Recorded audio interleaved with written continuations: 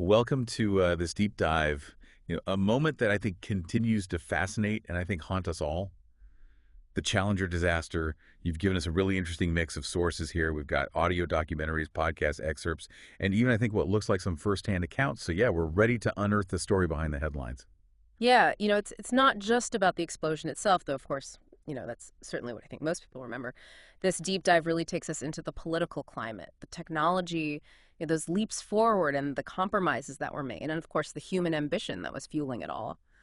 Yeah, and it's almost poetic in a way. We begin our journey in 1972 with that last Apollo mission. Hmm. And, our sources describe astronaut Eugene Cernan etching his daughter's initials into the lunar dust. It's an incredibly tender moment, really juxtaposed against, the closing of an era. I mean, think about that image for a second. The Apollo program, this symbol of American ingenuity and dominance, is winding down. Public interest is fading.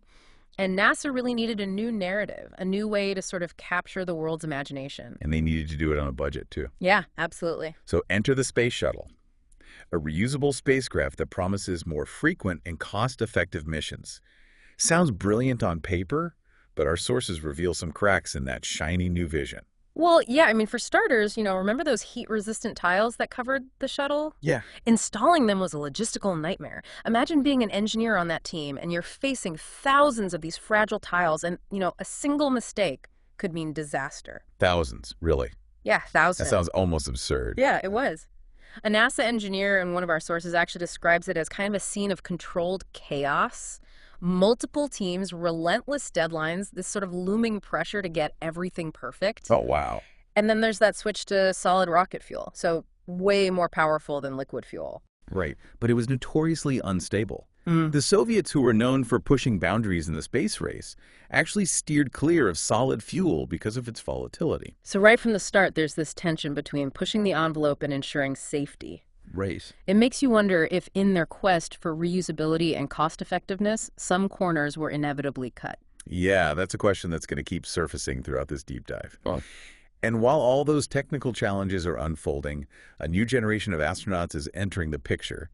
Our sources introduce us to Judy Resnick, a brilliant engineer, Yeah. and Ron McNair, an incredibly gifted physicist. Yeah. And both are brimming with excitement, ready to embrace the risks and rewards of space travel. Yeah, you can practically feel their awe as they tour mission control, just taking it all in.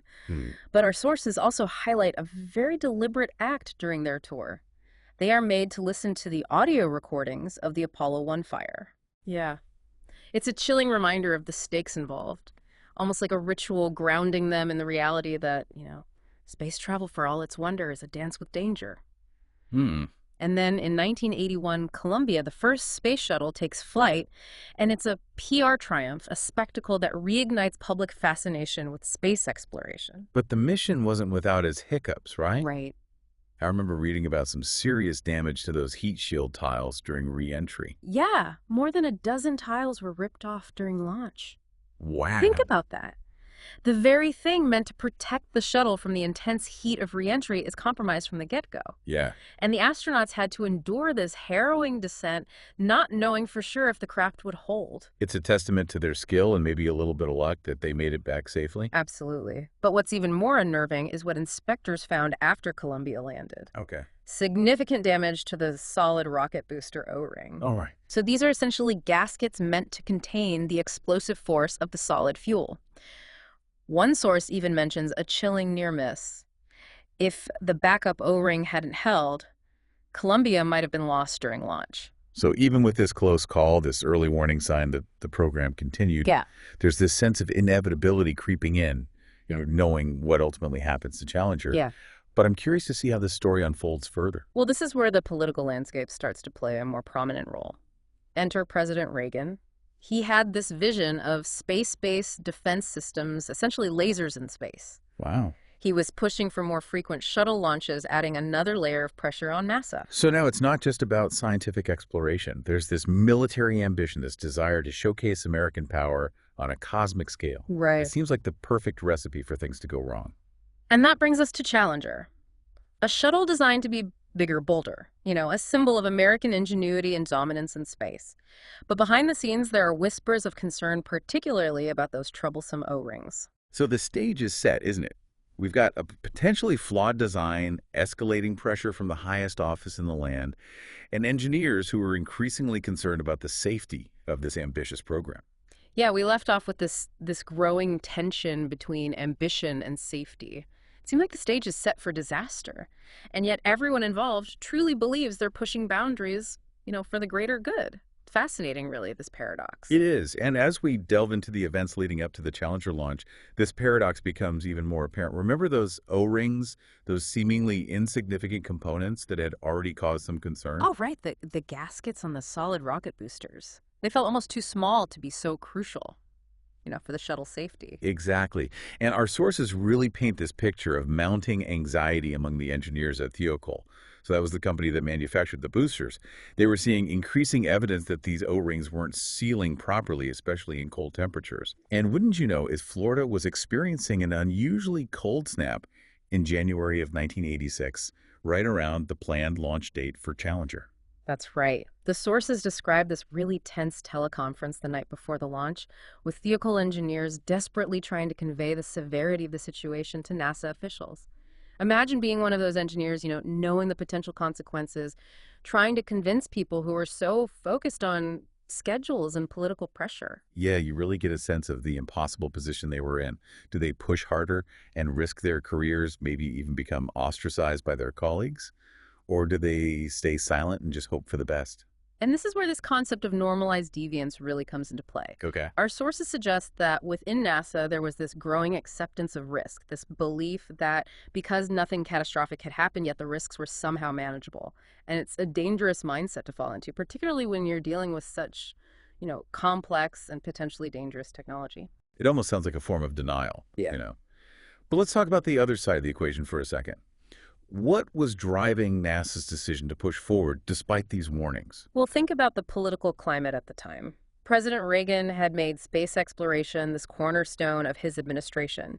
He was pushing for frequent launches, even envisioning these space-based weapons systems. Really? So this created immense pressure on NASA to deliver results, to maintain a steady cadence of successful missions. So you have this clash between the engineers focused on safety and the administrators focused on meeting political expectations and maintaining public enthusiasm. Exactly. And unfortunately, in this case, the desire to launch on schedule to avoid a PR nightmare to please the powers that be seems to have overridden those cautionary voices. And so on January 28, 1986, despite the warnings, despite the unusually cold weather, Challenger lifted off. Millions around the world, including school children eagerly awaiting the first teacher in space, Krista McAuliffe watched with anticipation. Yeah, it's hard to revisit those images without feeling a profound sense of sadness and loss.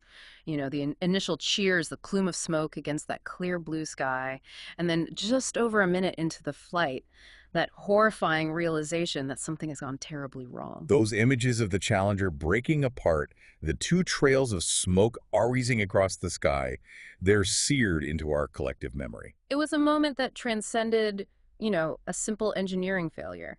It became a symbol of the fragility of human ambition, a stark reminder that even in our pursuit of progress, we are bound by the laws of physics and the limits of human understanding. And in the aftermath, a nation in mourning also demanded answers. Yeah, the investigation that followed was meticulous and highly publicized. A presidential commission led by former Secretary of State William Rogers was tasked with uncovering what went wrong and, more importantly, how to prevent such a tragedy from ever happening again. And they really left no stone unturned. Yeah, it's hard to overstate the impact of this. A nation in mourning, yes, but also this collective demand for accountability.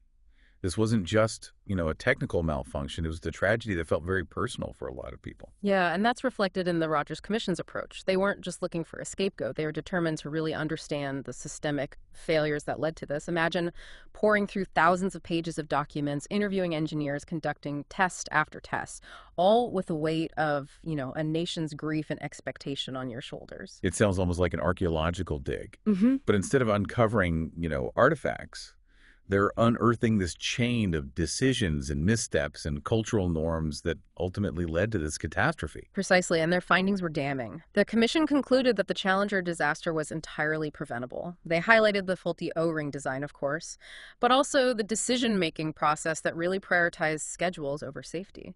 And this culture at NASA, where dissenting voices were often silenced. Yeah, it's a chilling reminder that even the most brilliant minds, working with the best intentions, can fall prey to groupthink and those institutional pressures. And what's particularly heartbreaking is that the engineers tried to raise the alarm. They knew about the O-ring issue, they recommended delaying the launch, but somewhere along the line, those warnings were just lost in the noise, overshadowed by the pressure to maintain that ambitious launch schedule. Yeah, it makes you wonder what could have been done differently. What if someone had spoken up, more forcefully? What if NASA had taken a more cautious approach? These are questions that continue to haunt us even decades later. And it's not just about the past. The Challenger disaster really had a profound impact on NASA's culture and safety protocols going forward. One of our sources recounts the story of Sally Ride, the first American woman in space. She was devastated by the loss of her colleagues on Challenger and became this really vocal advocate for safety improvements within NASA. Yeah, it's a testament to the resilience of the human spirit. Yeah. This ability to learn from tragedy and use it as a catalyst for positive change. But it also raises a bigger question. What is the legacy of Challenger? Is it just a cautionary tale? A reminder of the dangers of unchecked ambition? It's certainly that, but it's also a story of incredible human courage and the enduring allure of space exploration. Those astronauts knew the risks, yet they chose to face them head on, driven by a desire to really push the boundaries of human knowledge and experience. Think about that for a moment. You, the listener, are probably familiar with the Challenger disaster on some level, but this deep dive hopefully has illuminated not just those technical details, but also the human cost, the sacrifices made, the lessons learned. It's a story that continues to resonate today, reminding us that even as we reach for the stars, we must never lose sight of the importance of ethical decision-making and rigorous safety protocols and a culture that values those dissenting voices. The Challenger disaster reminds us that progress comes at a cost, but that cost should never be human life. It's a lesson we can all take to heart in any field, in any endeavor, where the stakes are high and the potential for both triumph and tragedy exists. Thanks for joining us on this Deep Dive. It's been an honor to explore this complex and important event with you.